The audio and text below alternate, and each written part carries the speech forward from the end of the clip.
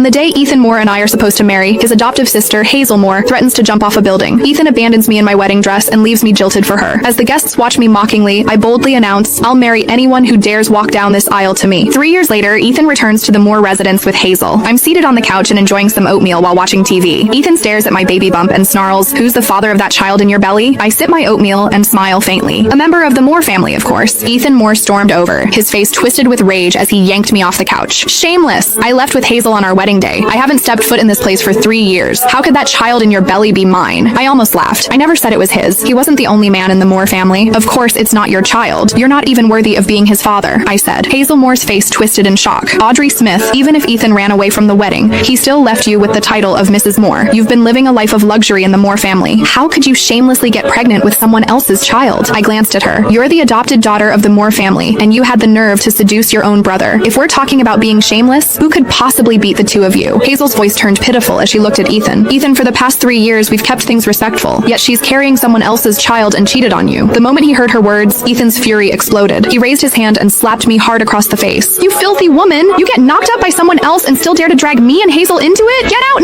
now!" he shouted. The sharp pain bloomed across my cheek. My head went blank for a second from the force of the slap. Ethan ran off with Hazel 3 years ago, leaving me alone to face all the whispers and laughter at our wedding. Driven by rage, I called for a groom on the spot. It was his uncle, Jeremiah Moore, who stepped up and married me that same day. In Beaverton City, Jeremiah was known as the Frost King. Everyone has treated me with the utmost respect ever since I married him. After I got pregnant, he spoiled me even more. He wouldn't let a strand of my hair be harmed. Blood would have been spilled if he had known what Ethan had just done. To avoid a full-blown family tragedy, and for the sake of the child in my belly, I said coldly, "If you both leave now, I'll pretend this never happened." However, they didn't appreciate the offer. Hazel lunged forward and yanked my hair. "Ethan, this woman is scared. She wants us to leave now so she can use that child to take everything from the Moores." Ethan snapped, "So that's what this is about? Well, I'm not letting it happen." I twisted away from Hazel's grip and said coldly, "David disowned you the day you two ran off. You had nothing to do with this family from that moment on." Hazel let out a scoff. "That was just Grandpa venting. Ethan's the only grandson of the Moore family. Do you really think he's going to stay disowned forever?" Ethan's expression turned smug. "Grandpa already said everything belongs to me." I placed a hand over my belly, my voice icy. "Not anymore. This child is also a member of the Moore family." I thought I'd made myself perfectly clear. However, Ethan's eyes flared with rage as he stared at me. "So you're planning to pass that illegitimate child off as a Moore? I'll teach you a lesson now." His slap landed even harder this time. I clutched my belly as I collapsed to the floor. Upon seeing the twisted hatred on their faces, panic surged inside me. I couldn't let them hurt the baby. I said desperately, "He is not an illegitimate child. He is..." Before I could say another word, Ethan bent down and grabbed the shattered porcelain bowl of oatmeal off the floor. He shoved the shards and oatmeal straight into my mouth. "Hazel and I have struggled to survive for the past 3 years, yet you've been leeching off the Moore family, living in comfort with that child in your belly. Well, let me make sure you get your fill today."